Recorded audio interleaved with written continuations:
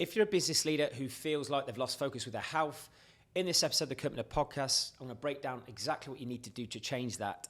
This is going to be a phenomenal episode to listen to or watch back if at any point you know your standards have slipped and you are a little bit worried that you're not going to achieve your goals, or more specifically, not look the way you want to, feel the way you want to at the end of the year. I think so many people set goals at the start of the year with their body and their health, but forget them. I think there's certain periods of the year where old habits die hard. Post-summer, from my experience, 90% of the world naturally eat worse, not as consistent with their training and movement, etc. All right, so this is going to be a great episode to come back to at any point you know you are not where you want to be and your standards aren't where they need to be in pursuit of the goals you're trying to set out to achieve. All right, and just like we say inside Built to Last, I don't believe any person given the choice wants to end the year feeling inconsistent and saying those infamous words, new year, new me, this will be the year in January. I'm sure if you're a high performer business leader, listen to this, you want to be the person that is consistently on it rather than on it, off it, like half the world are when it comes to their body composition goals. I think so often we set goals professionally, financial targets, etc. And as a result of that, as a business owner, we naturally put ourselves as an afterthought, okay? And my intention, just like all of the clients we coach inside Built to Last, is for you to feel just as happy with your body, your level of confidence, as you are with your business accomplishments and your financial targets, all right? So what I'm going to do in this episode is break down simplified step-by-step guide to getting you back on track and basically upping your game. So even if you are someone listening to this or watching this thinking, you know what, no, I'm feeling in a good place. If you know you can be 5% better, I can guarantee from the 10 steps that I'm going to break down today, there'll be one that will resonate with you in particular, that will just give you that edge and just, you know, upgrade your performance in some way. And if you are someone who really feels like they've lost focus and their eating is really substandard just now, you're inconsistent with your training, then even though I'm going to go through 10 steps today, I want you to maybe identify from the 10 steps, like what is the one that really hit home that I can implement from? Because as I say, inside our coaching program, it's pointless listening to this if you're not going to do something about it. And ultimately, you've clicked on this episode because you know you can simply be better, all right? So I'm going to go through 10 steps, okay? And again, really specify which is the step that I need to focus on, or is it a combination of all 10, all right?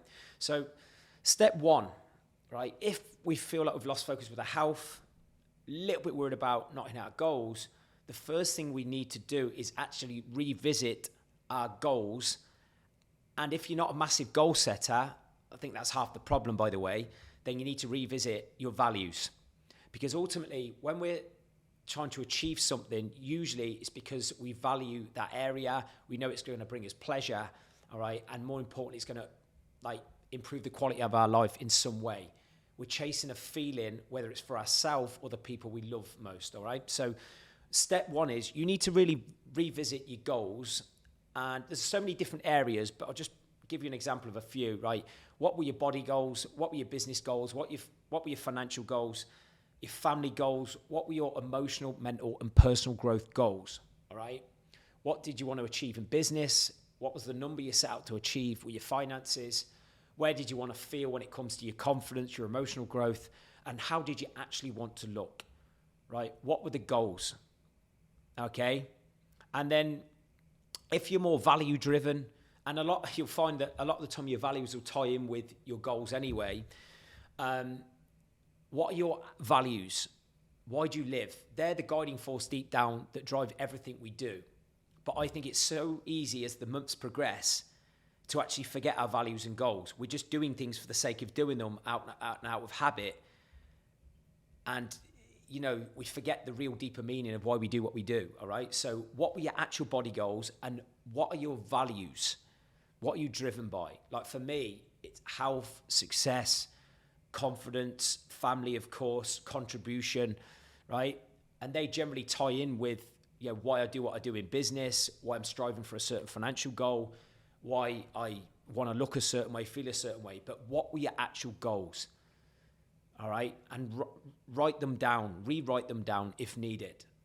And if you're listening to this in the car or when you're walking, when you're running, right, I encourage you to come back to this one in particular, right?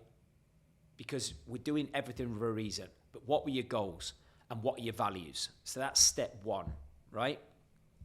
Step two is next to each of those goals and or values, right? If you really want to dig deep into this, I'd do both. And you will definitely find there's a correlation between goals and values, right? Because they're the driving force deep down why we do what we do. Step two is next to each of those goals and values, with the words yes or no, ask yourself, are you on track? So with those, the body goals, the business goal, the financial goal, okay, emotional goal, are you on track? Yes or no?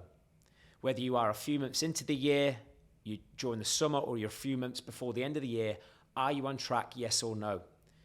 Right? And if you feel like you're not, don't stress about that. Don't dwell on like what you haven't done. It's not really going to help you. All right? Because I think where a lot of people struggle when it comes to really being consistent with their health, fitness and fat loss goals, etc., is if they haven't done something perfect up to now, or whatever point you're listening to this, especially I find the last few months of the year, if they're not on track, they just think, fuck it, I'm going to wait till the new year to reevaluate my goals and get back on track. And it's bullshit. It's not what high performers do. It's not what business leaders do, right? You know, there's a lot you can do in a month, 2-3 month period, all right? And there's also a lot you could not do in a month, 2-3 month period. So get really, really clear with your goals. And then step two, are you on track? Yes or no? Okay? And don't overthink it for now. And I suppose just touching a little bit more on values, because it's not necessarily a goal. With your values, are you actually living in accordance to your values right now? Yes or no? And you'll generally know if you're not, because you'll experience like inconsistency with your emotions, maybe a little bit more anxious, a little bit more like, not depression, but a little bit more negativity. You'll be stressing a little bit more, all right? Because generally when we're living in accordance to our values, life seems to flow pretty smooth. We generally live with more energy because we're living in congruent with what we truly value, and there's probably a deeper meaning behind our day-to-day actions, all right? But ask yourself, am I on track with my goals, and am I living in accordance to my current values, right? Yes or no? Step three. People forget this, right? Evaluate, are your goals and values still important to you? Because sometimes goals change, sometimes values change, right? So next to all of those goals, all of those values, are they still important to you, right? Do they still mean as much as what you maybe thought they meant at the start of the year? Because sometimes goals change. But go through again in that list with those goals. Are they still important? And same with your values. Are they still important to me? Right? Is it still important that I'm working towards that goal or living in accordance to that value? Again, right? Yes or no? Because if you've got lots of yeses and you're not where you want to be, there's still something you can do and things that you can do, which I'll go through, that can still get you on track in pursuit of that goal, right? And if they're not, it is what it is. Don't make it a bigger deal than what it is, all right? Things change. But if they're not important, then you need to make sure you've certainly got some goals to focus on that maybe are new goals, or if you've maybe shifted your values, again, make sure that you're living in accordance to those new values, all right? But we need to get clear on that. Step 4 is, where are you winning and why? Right, so right now, across the different categories of life, and maybe just focus on the areas of life that maybe where we've just said, like, what were your goals, what were your values, etc. Where are you winning and why? So whether it's to your body, business, family, emotional growth, mental growth, learning, etc. Where are you winning right now in life and why? Where are you demonstrating consistency? Because if you're struggling to evaluate where you're winning right now in life, it will be the area that you are consistent with, that you are closer to the expectation and the outcome you desire in that given area, right? And from my experience, a lot of business owners generally are pretty much on track with business goals, financial targets, but so often they are not quite as on track when it comes to their body comp goals, body fat goals, all right? But where are you winning and why? How do you prepare in that area?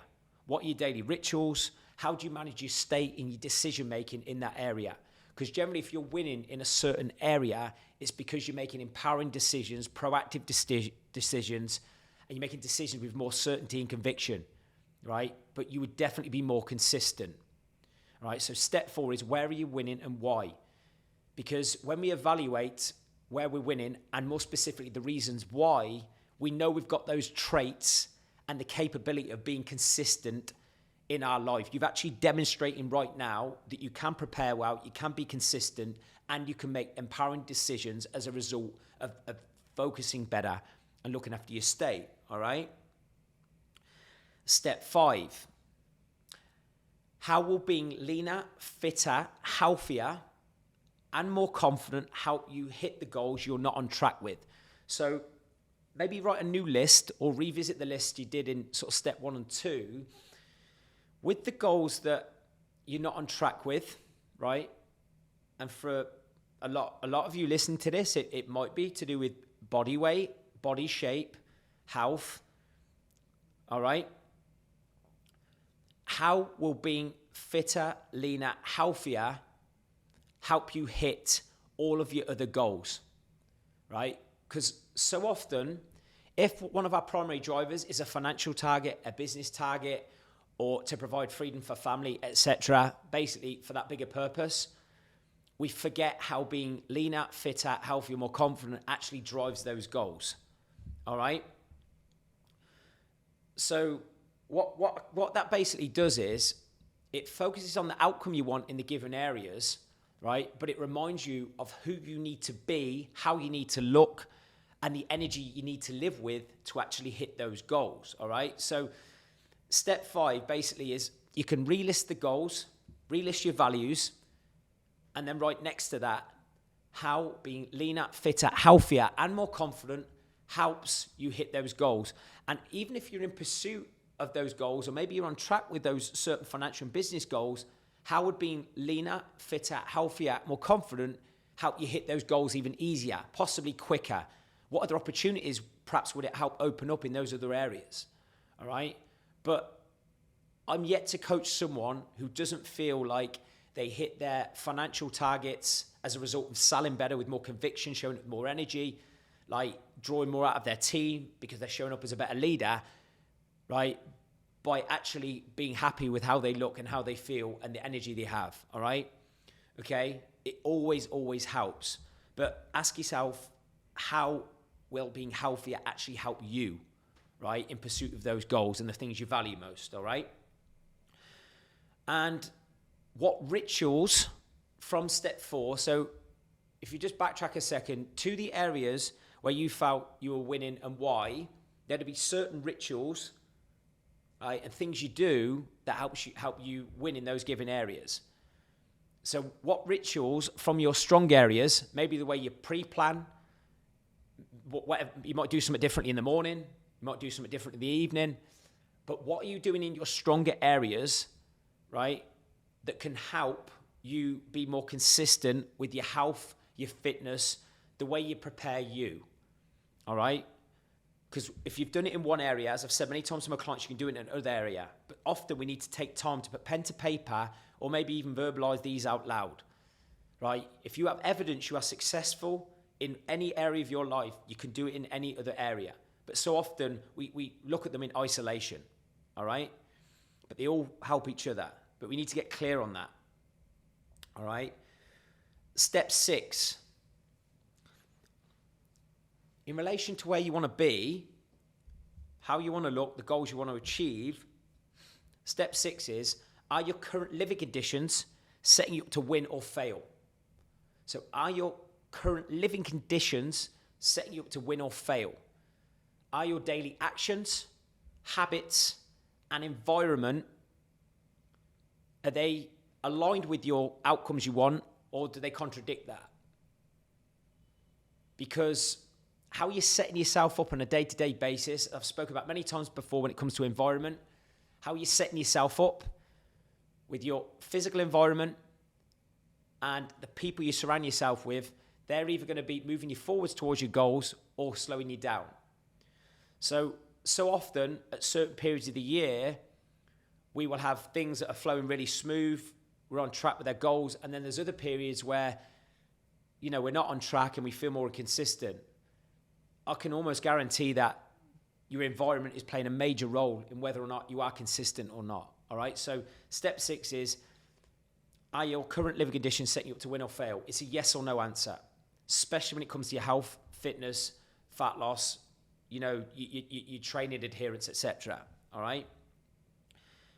And if they're not, what do you need to change? How can you change your physical environment? All right. And step 7 comes more specifically onto think who. If your current living conditions, right, the people you're surrounding yourself with, right, are contradicting your goals, influencing your habits for the negative, step 7 is think who. When you are more consistent, who do you spend more time with? Who do you communicate with more regularly? All right, let me repeat that because it's really important. Look at the year to date so far, whether you're a few months into the year, whether you're 9 months into the year, 10 months into the year, right? Evaluate the months and the weeks in specific. Evaluate the weeks and the months specifically where you felt more consistent. You ate better, you trained better, you moved better. You knew that you were progressing a bit quicker, basically. Who did you communicate with more? Who did you surround yourself with more? Where did you channel your focus more when it comes to the energy absorbed from other people? All right? And who do you need to connect and surround yourself with more right now? All right? Don't dwell on what you've not done maybe the last few months, but if you are someone who just knows you can up your game a little bit more, who, right, do you look at right now and think they are significantly healthier than me? They're more consistent with me. How can you reach out to them? How can you connect with them? How can you just mirror what they do? Right? Even if you can't connect with them specifically, all right?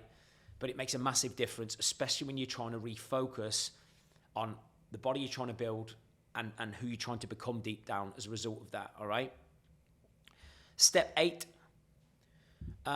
this is core driver clarity to create momentum, all right? So once you've reevaluated your goals, reevaluate the importance of them, maybe who you need to surround yourself with more, the rituals, etc.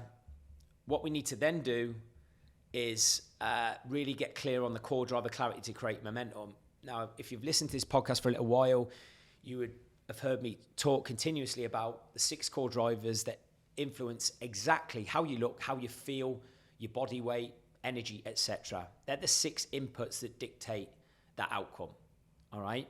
And if this is the first episode you've listened to, I'm going to remind you of those 6 core drivers, right? And they are training stimulus, okay, movement, basically steps/cardio, food quality, food quantity, water, and sleep.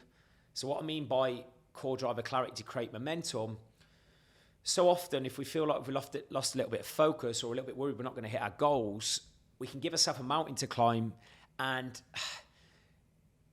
think that we're so far away from that actual target we set out to achieve that we just think, fuck it, what's the point? When the most important thing we need to do is regain momentum.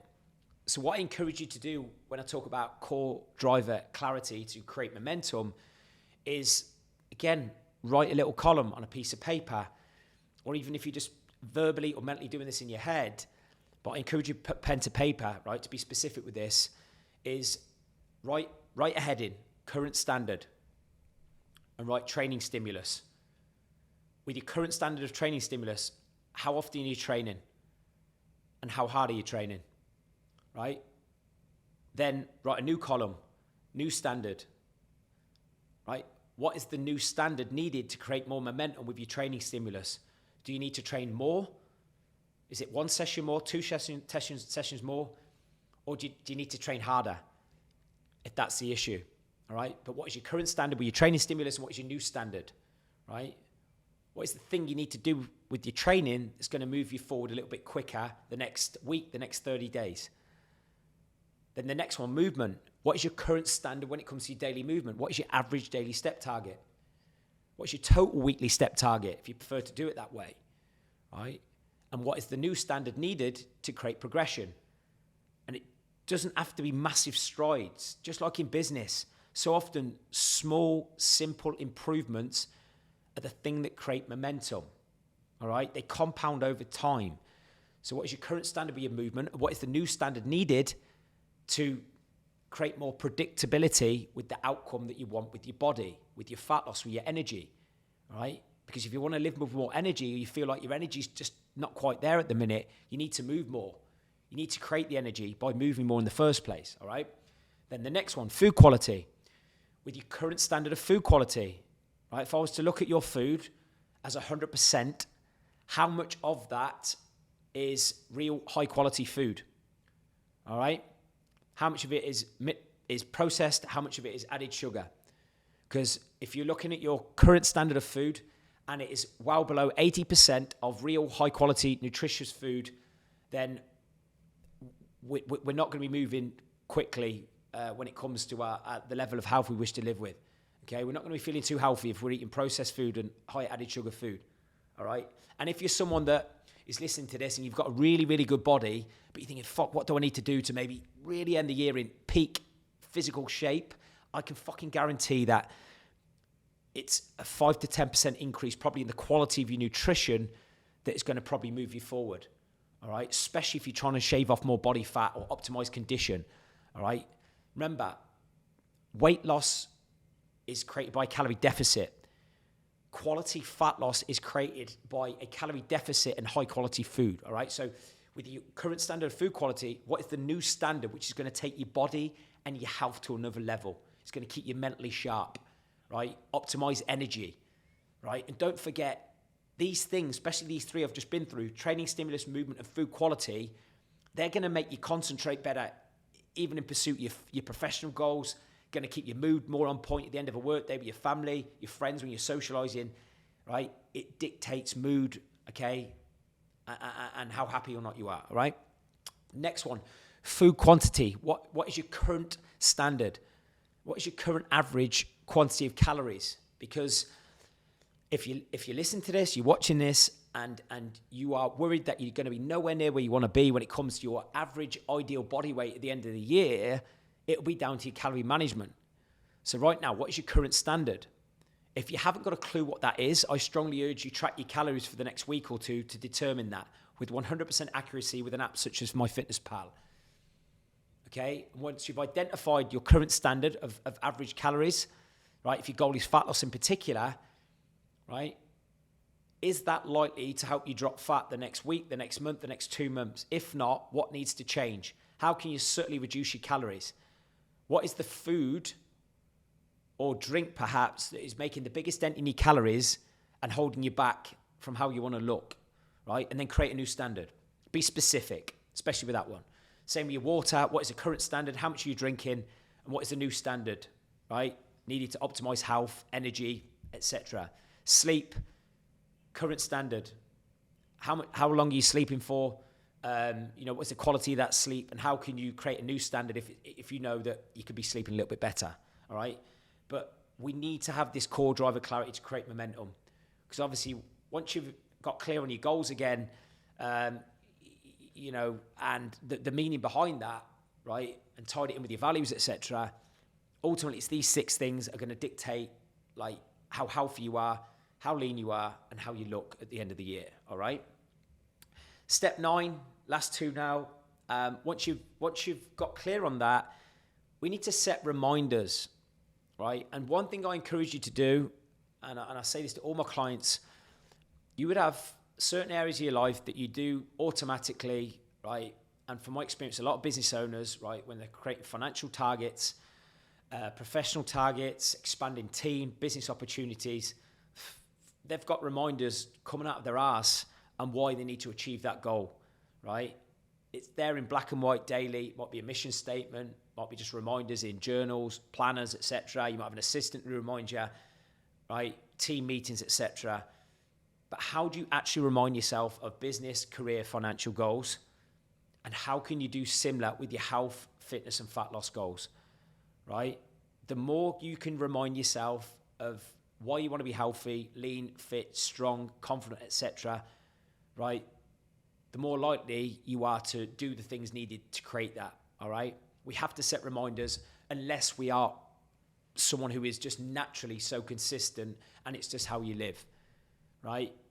Without being arrogant, this is what I do. I just know now I'm healthy. It's who I am as a person. But if you don't really see yourself as someone who is in, peak physical shape year round, really, really healthy 12 months of the year, then I encourage you to set daily reminders until you see yourself as that person, all right? And remember, again, how important it is to feel this way, look this way, walk around with that level of energy in pursuit of those goals. So set similar reminders. A great way to do that is to have, stickers, images, etc., wherever you surround yourself with or wherever your environment is on a daily basis, okay? Set reminders on your phone, 3-4 times a day. One of the things, for example, I get many of my clients to do is remind themselves of what their superpowers are, what's made them successful, what are the traits that have helped them go to that next level in business, whether it's perseverance, consistency, drive, discipline, right? Remind you of your superpower words that have made you successful, right? Because when you remind yourself of these words that made you successful, made you a great parent, perhaps great husband, you've got it in you. So remind yourself of these words the next time you feel like skipping that training session or coasting for a training session or eating shit, right? The more you can remind yourself of what's already made you great and what makes you the best of who you are, right? The more likely you are to implement the habits that have created that identity in the first place, all right? So set reminders. All right. Then 10, and again, this is what we're big on inside Built to Last. Okay, it's all right getting clear on goals and all this sort of stuff and, how we want to look. Basically, outcome, based targets. But we need to schedule shit if we're going to actually follow through and become more consistent. So if you know that you can be a bit more focused and you've got another level higher currently with how you look or how you sort of demonstrate commitment when it comes to your health and fitness goals, you need to schedule daily training, movement, and food, right, into your calendar. So step 10 is make sure you schedule your training, your movement, your food into your calendar. Whether you have a calendar on your phone or in your diary, a written diary, or you've got an assistant who reminds you, fucking schedule it. What gets scheduled gets done. So often, right, when I have a client or a new client perhaps who says to me, I'm struggling to get training sessions in, struggling to eat healthy, movement, one of the first things I'll say is show me your calendar. And so often that calendar, all it shows is work appointments, perhaps the odd social commitment, but so often it's just littered with work. And when you train, what you eat, when you move is just an afterthought. And the harsh reality is, if that's you, you're not going to get anywhere quick when it comes to your body composition goals if you're never scheduling stuff, right? Right, one of the reasons you're consistent in certain areas over the last 2, 3, 4, 5, 10 years even is because you fucking schedule stuff. You had a target, it was in the diary, and then you actioned it, all right? So what I encourage you to do is be really specific like this, all right? With your training, either write this down or verbalize it, then schedule it in your calendar. Okay, I've done this with clients. With your training, every PM, so the last work thing you do, or as a minimum before you go to bed, write or say these words. Tomorrow, I will complete X workout, so whatever the workout is, right, at location, at time, right? If you be specific about what you're training, right, the time you're training, and where, and then put that in your calendar, it's real. You are far more likely to action it than if it's just in your head, because then you're relying on random spurts of motivation. So schedule it. Do that every day, but as a minimum, do it for the next day, okay? Same with your movement. I will get my steps in tomorrow at, pick a time, by walking where. So again, think time and where. And if you can't do a long walk, as I've said on previous podcasts, schedule mini walks, whether it's every hour, every 2 hours, 5 to 10 minutes, get a glass of water, move around. It compounds over time. It doesn't matter whether you do a massive long walk or shorter walks. But if you know currently you're not moving enough to create the fat loss that you want or the energy you want to live with, you need to schedule movement, right? You can't have energy out if you're not putting in, right? Remember as well, movement shifts mood, but schedule it. As soon as you finish that sentence, just put it in your calendar. Then the big one with food. So ultimately, if you're trying to end the year, right, feeling proud of your body weight, feeling confident, right, and feeling like a sense of accomplishment with your health, fitness, and body goals, just like you are with your business, food is going to be the major driver of this. So this is the sentence I want you to write or speak. I will eat, in brackets, amount. How many times are you going to eat? Right? So I will eat, then the amount of times tomorrow. I will eat, so for me, for example, I will eat 3 times tomorrow. Meal 1 will be, in brackets, what? What is that meal 1 going to be? At, location, at time. Right? Once you've finished that sentence, schedule it in your calendar. Right? Same with meal 2, meal 3, however many meals you have, right? Repeat that sentence. I will eat whatever it is, at location, at time. Right? And then put it in your calendar. Because otherwise, you're going to be reactive with your food the next day. I think if you're a true high performer, a true business leader, right? If you don't know the next day where you're going to be, it just creates chaos and disorganization. And you are going to have some days where you are going to be able to prep your food. You're going to have certain days where you might have a business meeting, a social commitment, a family commitment. You might be eating on the go. You might be traveling. You might be at airport. Might be on train. It doesn't matter. You can still schedule, right, what I'm going to eat, where I'm going to eat, and at what time, or an approximate time as a minimum, all right? You're not a robot. But would you agree you're more likely to follow through and eat the things that are aligned to your goals and your health by doing this and not doing it, all right? So those are the things I recommend.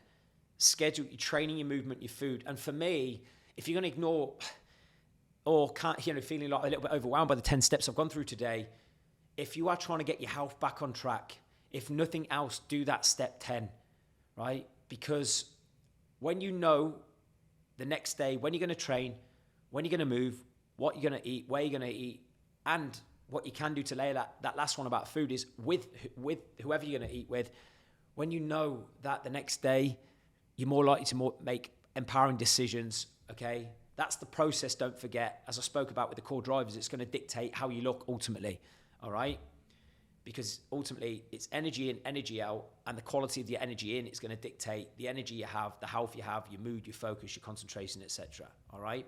So they're the 10 steps, all right? And this, as I said, is something that's going to be great to come back to. But from those 10 steps, which is the one that you need to focus on right now, right? And again, I'm not trying to say you're broken listening to this, but if you know you can be better, these are the things that I know work. They're specific. There's a lot of fluff out there in the industry, saying generic bullshit things. These are specific things that are actionable from a mindset perspective, right? And from an actual implementation perspective with your training, your movement, and your food. And as with most of these podcasts, I want to end with 3 questions and a quote, because just as I've sort of said really across these 10 steps, questions make you focus on what you need to do, and they help you focus on, or more importantly, remove what you don't need to do. So question 1 is, does my weekly calendar demonstrate I am committed to my health and body goals right now? So if you had to look at your calendar with ruthless honesty right now, does that demonstrate you are committed to your health and body goals, or does it demonstrate that you don't give a fuck about your health and body goals? Because if you're looking at your calendar and you are currently feeling like you're not as consistent as you want to be, and you're currently looking at your calendar and you don't know when you're going to train, you don't know what you're going to eat, you don't know when you're going to move, right? You demonstrate you're not committed. You're never going to change anytime quick, all right? And a lot of people can paper over this, right? But your calendar reveals where your priorities are deep down. They're not what you say they are. They're revealed by how you live and what you actually schedule into your day-to-day calendar, all right? And if not, what are you actually willing to do to change it? So if your calendar right now doesn't demonstrate that you are committed to your health, fitness, and body goals, what are you willing to do? Not what you could do, not what you should do, what are you actually willing to do to change that? Because if nothing changes, nothing changes. Right? What is the one thing, the three things maybe you can do right now in that calendar, which you know if you're actioned, right, in a week, month's time, you're going to look and feel better, right? Number 2,